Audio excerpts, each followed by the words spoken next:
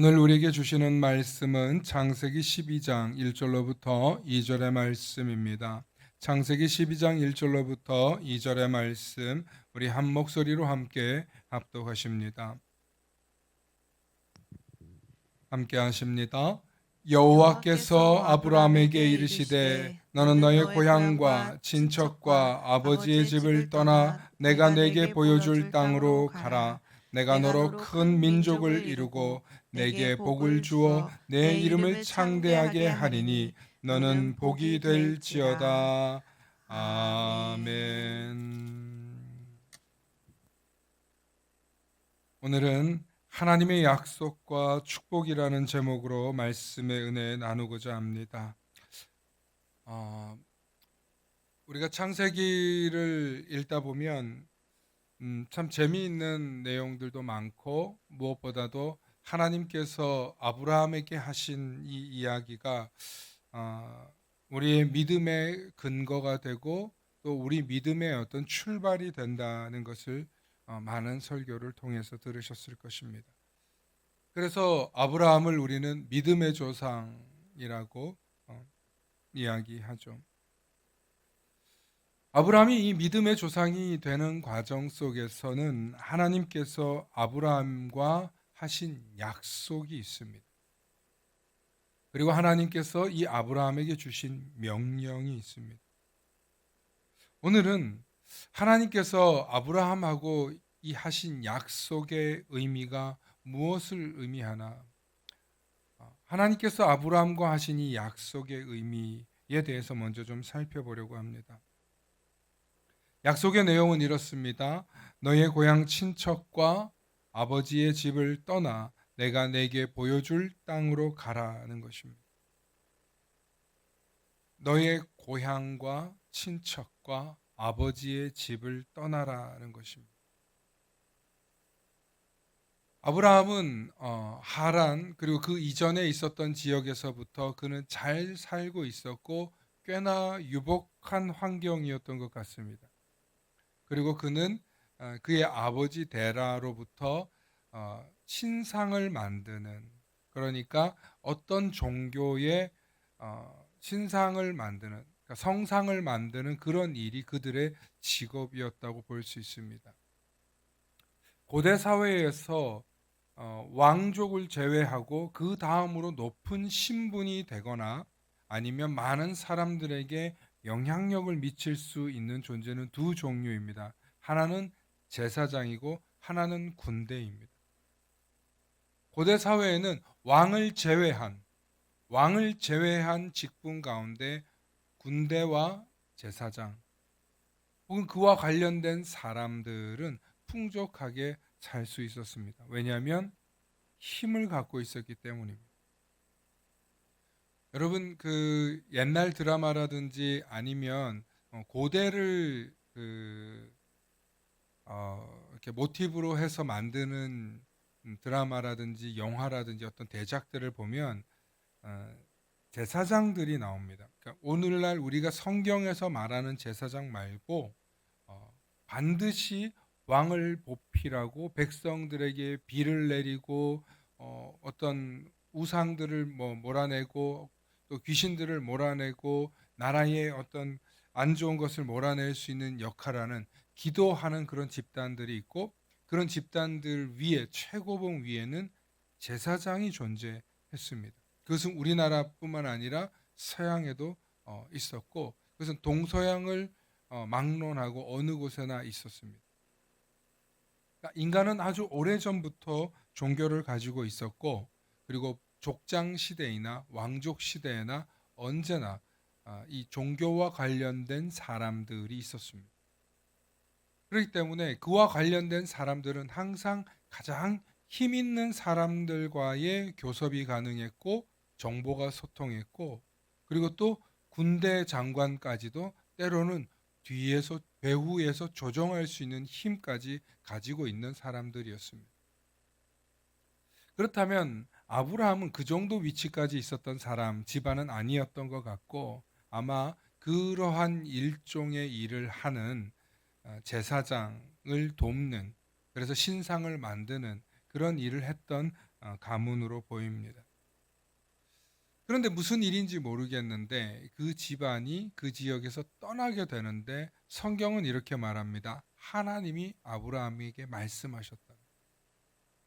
그리고 아브라함은 그 약속을 듣고 그 명령을 듣고 그것과 관련된 약속으로 순종하면서 자기 친척 아버지 집을 떠납니다. 그리고 그가 도착하게 된 지역은 가나안 땅이라고 하죠. 중요한 건 하나님께서 아브라함이 아직 자녀도 없을 때 하나님은 2절에 내가 너로 큰 민족을 이루고 내게 복을 주어 내 이름을 장대하게 하리라. 너는 복이 될지니라. 사실 아브라함이라는 이름은 아람어로 아버지, 난 집안의 대표 이런 의미죠. 그런데 우리가 잘 알다시피 아브라함이라는 것은 아비들의 아버지, 열국의 아버지 이런 의미잖아요.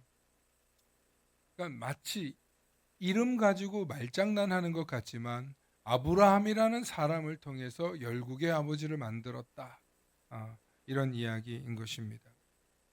그런데 하나님께서 이 아브라함이라는 인물을 통해서 약속을 하신단 말이에요. 네가 네 집 친척들과 왜 이렇게 얘기했냐면 고대 사회에는 무슨 우리나라도 그런 게 있어요. 어느 지역을 가면 인천 송도에 가면 한방마을이라는 데가 있어요. 예, 우리 외국인 아이들 오는 데가 거기가 왜 한방마을인지 아세요? 함씨와 박씨들이 모여 사는 동네라고 해서 한방마을이래요. 예. 여러분들이 살고 계셨던 불과 우리가 한 100여 년 전만 해도 우리는 다 어떻게 살았냐면 같은 씨족들이 모여 사는 마을이 있었어요. 예. 그래서 그 지역에서 촌장이 나오고 어른이 나오고 집안에 어른이 있고 그 집안의 어른이 모든 것을 결정하는 그런 시대를 살았잖아요. 100년 전만 해도.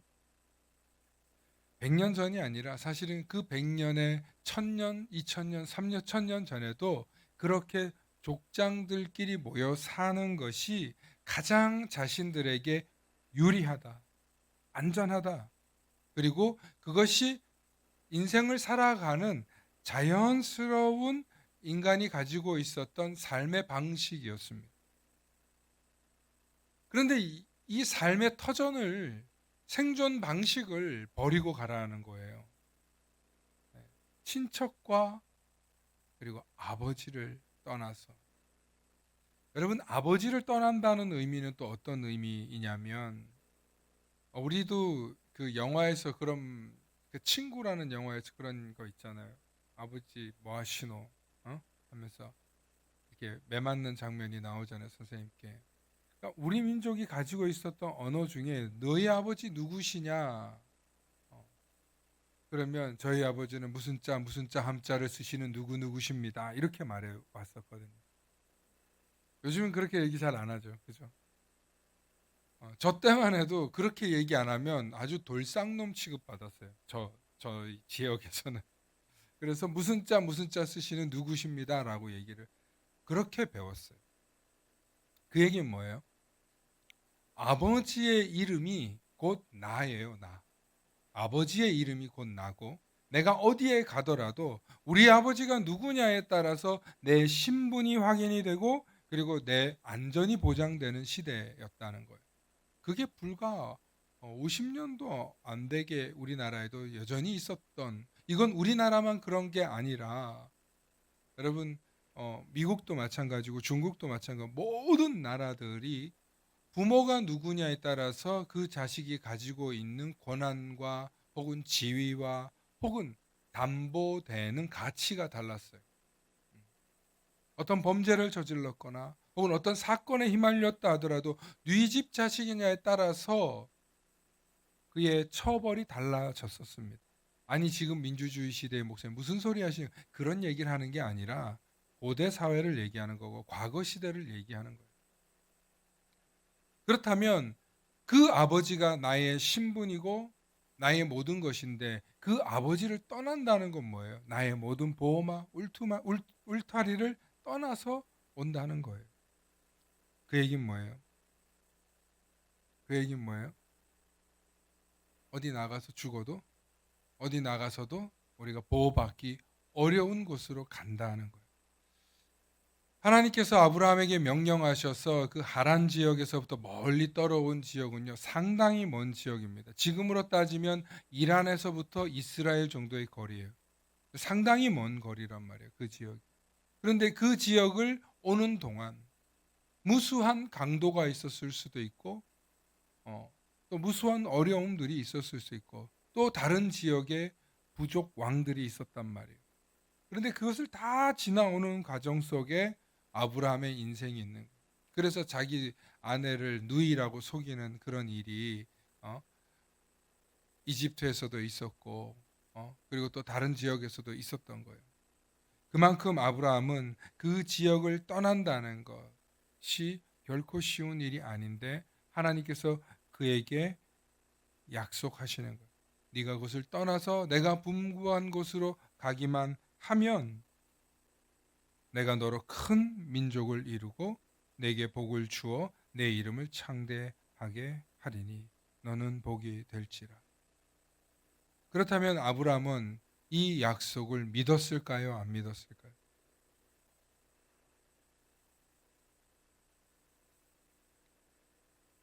이게 굉장히 논란이 되는 이야기입니다. 이걸 정말 믿었을까? 아니면 그가 가고 난 뒤에 점점 그것을 믿었을까? 아니면 사실 믿지 못했는데 나중에 그에게 아들이 생기고 나서부터 믿게 된 걸까? 여러 가지 설이 있습니다. 중요한 건 하나님께서 큰 축복을 줄 사람에게 일어나는 현상이 이렇더라는 거예요. 보세요. 아브라함의 손자가 누가요? 아브라함의 손자가 야곱이 있죠. 에서가 있고 쌍둥이 손자들이 있는데 아브라함의 아들이 이삭이고 그 이삭의 아들들이니까 손자가 에서와 야곱이잖아요. 그런데 여러분, 야곱이 자기 품 어머니와 아버지 품을 떠나서 형에게 팥죽 한 그릇 팔아 먹었다가 장작 축복권 빼앗았다가 완전히 죽임 당할까봐 자기 외삼촌 집 라반 집으로 도망쳐 간단 말이에요. 그때 야곱을 보십시오. 완전히 외톨이가 되어서 떠나게 됩니다. 그래서 돌베개 베고 자는 얘기가 나오는 거예요. 하나님께서 큰 축복을 주는 사람들의 특징이 있어요. 그게 뭐냐면 자기 부모 품을 떠나서 외로운 길을 가더라는 것입니다. 그리고 결국 야곱을 통해서 아브라함의 큰 축복이 이루어지는 이 역사적 이야기가 이루어진다는 거예요. 사실 하나님께서 아브라함하고 약속하신 약속은 그의 후손들이 하늘의 별처럼 바다의 모래알처럼 된 건 사실이지만 아브라함 시대 때는 그가 정말 큰 복을 받았다고 할 수는 없을 거예요. 그렇지 않습니까? 아브라함 시대 때로 따지면 하나님하고 하신 그 약속이 아브라함에게 실제로 일어나지는 않았다는 거예요. 아브라함 자신에게는. 그러니까 이 하나님과의 약속에 볼 때 우리가 이걸 어디까지 믿고 어떻게 바라봐야 할 것이냐에 대해서 깊이 고민해 봐야 된다는 거예요. 많은 사람들이 아브라함처럼 이렇게 믿으면 큰 축복을 준다. 막 이렇게 강조하는데 아니 나 때 내가 못 보는데 지금 나도 살기 어려운데 내 후손들 내 자녀들 나중에 잘 사는 거 그거 여러분 사실 관심이나 있습니까? 여러분 진짜 관심 있으세요? 제가 볼 때는 없어요. 아니 저부터도 없어요. 몰라서 몰라요. 내 후손들이 앞으로 어떻게 될 것인가에 대한 확신이 안 서요. 그렇기 때문에 이것을 믿었다라고 하기가 참 곤란한 이야기입니다.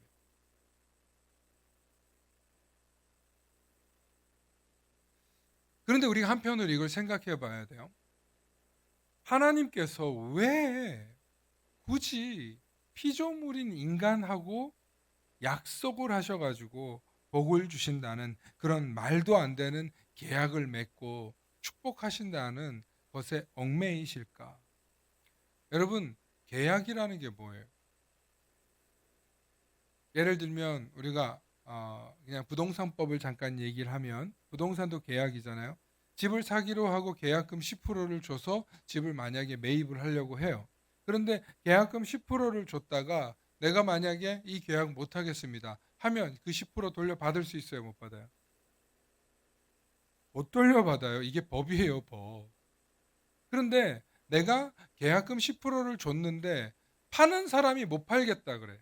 그러면 어떻게 되는지 아세요? 3배를 물어주게 되어 있어요. 이게 부동산법이에요. 상식이에요, 상식. 계약을 맺는다는 건 내가 무언가를 손해를 볼 수도 있고 이득을 볼 수 있다라는 그런 이점이 있기 때문에 계약을 맺는 거예요. 그렇다면 하나님께서 우리하고 무슨 이득이 있으시길래 계약을 맺으실까? 뭐하러? 하나님의 입김 하나도 안 되고 하나님의 손짓 하나에도 안 되는 정말 지극히 연약한 우리들을 하나님 왜 우리하고 그런 계약 관계를 맺으시려고 하실까? 말이 안 되잖아요. 뭐하러? 뭐 이쁘다고? 어? 최초의 살인자 가인, 응? 하나님 창조하신 생명들 치고는 그렇게 선하지도 않고 악한 것만 도모할 뿐인 이 어, 인간들하고 하나님 왜 끊임없이 계약을 맺으시려고 할까? 성경은 그게 하나님이 우리를 사랑하고 계시기 때문이다라고 답하고 계세요. 성경은 이 전체적인 맥락을 보면 성경 전체를 보면 하나님은 우리를 그냥 사랑하는 존재가 아니라 우리를 지극히 사랑하시고 구원하실 계획을 다 가지고 계시는 사랑의 하나님이시다. 그거 말고는 하나님을 이해할 수 없다. 여러분 어거스틴 아시죠? 어거스틴. 성 어거스틴이라고 하고 여러분 어거스틴이 왜 위대한 신학자인 줄 아세요? 바로 그런 부분을 발견했기 때문에 하나님은 긍휼과 자비의 하나님이시다. 그 이전까지는 하나님은 심판과 무섭고 두려운 그런 하나님이었는데 어거스틴 이후로 하나님은 긍휼과 자비의 하나님이다. 하나님은 우리하고 뭐하러 이런 계약을 맺으시느냐? 하나님 우리를 사랑하시는 너른 품을 가진 용서의 하나님이시기 때문에 하나님이 그런 하나님. 왜? 나 같은 탕자. 이 어거스틴이 누구냐면 조로아스트교라는 아주 이방 종교에 빠져가지고 주색 잡기에 빠져 있던 사람이 자기 어머니 모니카로 인해서 돌아와서 회개하고 돌아와 보니 나를 구원해 주시고 용서해 주시는 하나님의 사랑과 자비를 경험하게 된 거예요. 이런 죄인도 하나님은 용서해 주시는 거예요. 나 같은 죄인도 용서해 주시는 하나님이시라면 하나님은 사랑 말고는 답이 없다. 그렇게 정의 내리게 됩니다. 그러면서 더 넓은 하나님의 사랑의 세계를 인류가 발견하게 되고 확장하게 되면서 신학이라는 것이 계속 발전합니다. 그렇다면 이런 하나님의 약속은 사랑이라고 한다면 아무리 사랑이지만 아무리 하나님의 약속이 사랑이지만 하나님의 약속에 이상한 특징들이 있어요. 하나님이 아무리 사랑의 하나님이시고 구원의 하나님이시고 용서의 하나님이지만 하나님은 정말 엉뚱하신 하나님이신데 어떤 면이 있냐면 지금 당장 이해할 수 없는 일을 시키신단 말이에요. 지금 당장 이해할 수 없는 일들. 그게 뭐냐면 아까 아브라함 얘기를 했잖아요. 아브라함이 자기 친척과 자기 시족과 자기 아버지를 떠나서 살아가라는 거예요. 그리고 내가 명령한 곳에 가라는 거예요. 얼마나 위험한 일이에요. 안전하지 않은 일이란 말이에요. 모험을 해야 되는 일이고 목숨을 걸어야 되는 일이에요. 그러니까 지금까지 우리가 우리의 문화나 삶의 방식이나 이제까지 우리가 가지고 왔었던 이런 방법이 제일 옳은 방법일 거야. 이렇게 사는 게 맞는 거야. 라고 통상적으로 생각해 왔던 것을 다 뒤집어 엎으시는 그런 특징을 갖고 계세요. 우리 하나님의 명령은. 아멘. 그러니까 하나님은 우리가 일상에 가지고 있는, 우리가 이제까지 그렇게 살아왔던 방식을 때로는 완전히 갈아엎으시는 그런 하나님이시라는 거예요. 그런 명령을 하신다는 거예요. 자기가 가진 터전을 떠나서 하나님과 동행하라는 거예요. 하나님의 약속을 신뢰하라는 거예요. 어쩌면 이것은 오늘날 이 시대에도 동일하게 적용될 수 있는데, 옛날에는 여자가 재물을 가질 수가 없었어요. 자기 이름으로 재산을 가지거나 보관하거나 할 수가 없었어요. 그런데 오늘날은 어때요? 여성들이 통장도 가질 수 있고 자기 이름으로 자식에게 물려줄 수도 있고, 법적으로. 그렇죠? 많은 게 변했죠. 그런데 만약에 이게 100년 전, 200년 전 만약에 그런 일을 왕이 허락했다면 어떤 일이 일어날까요? 나라가 봉기가 일어나고 양반들이 나라의 어떤 문제를 막 일으킨다고 상소가 올라오고 왕이 망령 들었다고 막 그럴 겁니다. 그러니까 천지개벽할 일들이 오랜 세월 동안 우리가 살아오고 있는 이 시대에 엄청나게 하고 있어요. 또 하나, 단발령이라는 거 여러분 아시죠? 머리 자르면 안 되는 거. 근데 일제시대 때 막 머리 잘려가지고, 부모가 주신 머리 잘려가지고 막 이마 박고, 이 일제가 우리를 침략해서 사람들 머리 막 잘렸단 말이야. 단발령 뭐 조치해가지고 막 잘라버렸단 말이야. 그때 얼마나 많은 젊은이들이 자살도 하고요. 막 머리를 찢고, 부모님이 주신 이 머리를 내가 어떻게 자를 수 있냐면서 엄청나고, 또 하나, 신문물에서 공부하고 온 우리 유학생들이 들어와서도 이 스포츠 머리, 이렇게 짧은 머리 했을 때 아주 구한 말에 이 갈등이 심했어요. 서양 외모 따라한다고. 아, 이런 거 하나하나가 천지개벽할 일이잖아요. 그런 면에서 볼 때 우리 하나님은 어떤 하나님이냐 한번 따라해봅시다. 하나님은 새로운 문화와 새로운 시대를 여신다. 새로운 문화와 새로운 시대를 여시면서 그것이 우리에게 보편적인 가치가 되고, 더욱더 인류를 위해서 더욱더 자유롭고, 그러나 평화롭고, 그러나 더욱더 하나님 나라에 가까운 그런 수준으로 하나님 우리를 바꿔 가시려고 하지 않으실까? 그렇게 한번 추측해 봅니다. 하나님은 그렇게 우리의 시대를 계속 변화시켜 나아가고 있으신 분인 줄로 믿습니다. 여러분, 지금도 여러분 기독교가 들어가서 그 나라에 자유가 있는 나라들은요, 지금도 이렇게 우리는 편하게 또 안전하게 돌아다닐 수 있지만, 전 세계에서 여성들이 안전하고 치안이 가장 좋은 나라 중 하나가 대한민국이에요. 심지어 우리는 미국보다도 안전하다고 그렇게 평가받는 나라입니다. 얼마나 감사합니까? 근데 원래 우리가 그런 나라였습니까? 아니잖아요. 여러분, 대한민국 사회에 기독교가 들어와서 이바지한 일이 얼마나 많은지 몰라요. 엄청나요. 그런데 사람들이 잘 이해를 못해요.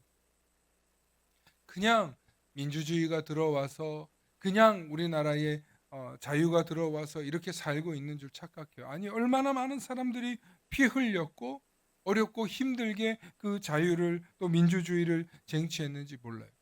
그런데 그 깊은 곳에, 그 저변에는 우리 기독교 신앙이 깔려 있다는 거예요. 그래서 저는 하나님께서 복음이 들어가는 곳마다 새로운 천지개벽을 일으키시는 하나님이신데, 더욱더 하나님의 사랑의 관점으로 보면 앞으로도 더 무너뜨려야 할 우리의 고지식함, 우리의 갈등, 혹은 우리가 가지고 있는 아집들이 있을 거란 말이에요. 지금도 이슬람 사회에 있는 여성들은 어떻게 합니까? 히잡 쓰고 있잖아요. 지금도 우리나라 와 있는 이슬람 여성들 중에 운동선수도 있더라고요. 배구를 하는데 히잡을 쓰고 하는 친구가 있더라고요. 축구를 하는데 히잡을 쓰고 하는 친구들이 있더라고요. 네. 자기 나라의 문화를 우리는 존중하면서 할 수는 있겠지만 사실은 어, 자기 고국에서 그것을 금지하고 있기 때문에 히잡을 못 벗거든요. 그런데 이란에서는 혹은 아랍에미레이트에서는 지금 자꾸 히잡을 벗으려고 해요. 벗으려고 해요. 운전면허권도 여성들이 이제 달라고 하고 할 수 있게 좀 바꾸고 있고 점점 세상이 바뀌어 나아가고 있습니다. 그렇게 세상이 바뀌어 나가고 문화가 바뀌어 나가고 인식이 바뀌어 나가는데 큰 역할을 한 게 뭔지 아세요? 바로 스마트폰이에요. 스마트폰이. 정보를 숨길 수가 없습니다.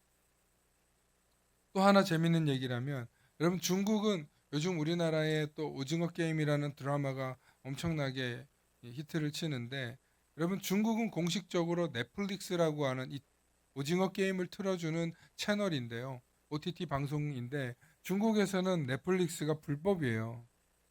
볼 수가 없어요. 그런데 중국에서 오징어 게임 검색 횟수가 15억 회래요. 15억 회. 19억 회. 그러니까 인구가 12억이라고 추측되는데 19억 회를 조회했대요. SNS에서 검색하는데. 그건 뭐예요? 국가가 막으려고 해도 다 본다는 거예요. 더 기가 막힌 건 이 오징어 게임을 따라한 프로그램이 중국에서는 그대로 했다가 아주 욕을 먹고 난리가 났어요. 우리도 아무리 그게 인기가 많지만 베껴도 이렇게까지 베낄 수 있나? 그럼 중국 영화를 보면요. 전 세계에 유명하던 영화들은 베낄 거 다 베낍니다. 예. 그런데 중국은 그것을 감시해요. 안 한다고 해요. 못 한다고 해요. 하지 말라고 해요. 그런데 저 밑바닥에서는 민중들이 스마트폰 가지고 다 본다는 거죠. 이게 놀라운 일 아닙니까? 정보를 더 이상 감출 수 없고 숨길 수 없고 가둘 수 없는 시대이기도 하다는 거예요. 물론 왜곡되는 문제도 있습니다. 이처럼 하나님께서는 우리의 시대를 앞서서 기존에는 맞았다고 생각하는 모든 것들을 완전히 개혁하고 뒤바꾸시는 그런 하나님이시기도 하다는 거예요. 그러나 반대로 하나님은 하나님께서 명령하신 이 명령에 무조건 순종하라는 정말 납득하기 어려운 그런 하나님의 명령도 있습니다. 그리고 그 명령을 순종해 갈 때 우리의 과정이 있는데 그게 뭐냐면 두 번째, 철저히 외롭고 고립된 시간이 있다는 것. 하나님은 하나님의 택하심을 받은 사람들에게 철저히 외롭고 고립된 시간을 보내게 하십니다. 아브라함 그랬죠. 야곱 그랬죠. 요셉 그랬죠. 모세 그랬죠. 하나님께서 이 창세기에 나오는 모든 리더들, 이 집단들을 전부 다 그런 경험을 하게 하십니다. 그러면 다윗도 그랬죠. 다니엘도 그랬죠. 모든 예언자들은 아예 그냥 외로운 곳에서 살다 이름 없이 죽은 사람들이 대부분이고. 그런데 하나님께서는 철저히 외롭고 고립된 시간을 통해서 보내게 하시지만 그래서 하나님 외에는 의지할 게 없도록 만들어 놓으시지만 하나님은 그들을 통하여서 뭐 하신다? 약속을 지키신다. 약속을 지키신다. 반드시 약속을 지키신다. 마지막으로 세 번째, 하나님께서는 그 불가능한 이야기들도 이루신다는 거예요. 불가능한 이야기. 진짜 불가능한 이야기도 순종하라고 하시는 거예요. 100세의 아이를 낳을 거다. 네. 불가능하잖아요. 불가능하죠. 야곱에게 뭐 수많은 아내가 있는 것도 아니고 두 명의 아내와 두 명의 첩이 생겼는데 그들을 통해서 12아들들을 낳게 하세요. 그것도 심지어서 그 아내들이 서로 경쟁하듯이 자식 낳겠다고 막 매달려요. 야곱한테. 뭐 잘났다고. 야곱이 얼마나 잘생겼는지 모르겠지만. 그런데 그 과정 속에서 정말 불가능한 일들을 하나님께서는 야곱을 통해서도 이루시더라는 거예요.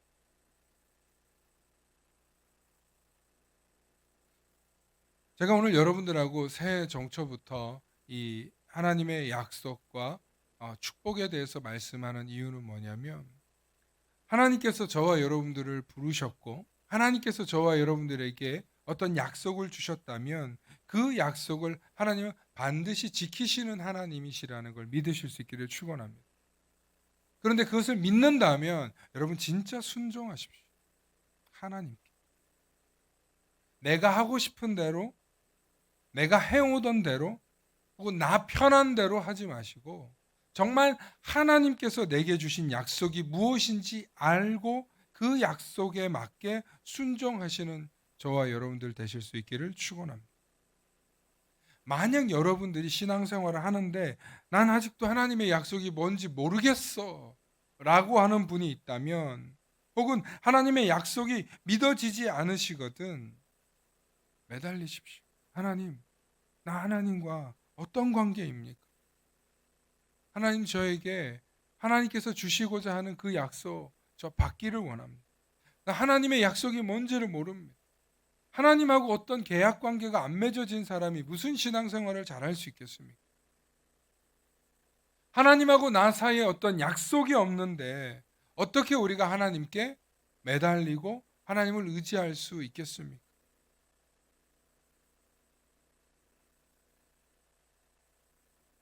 저는 여러분들께 권면드리고 싶은 게, 모른다고 포기하지 말고 느껴지지 않는다고 멈추지 않기를 바라는 거예요.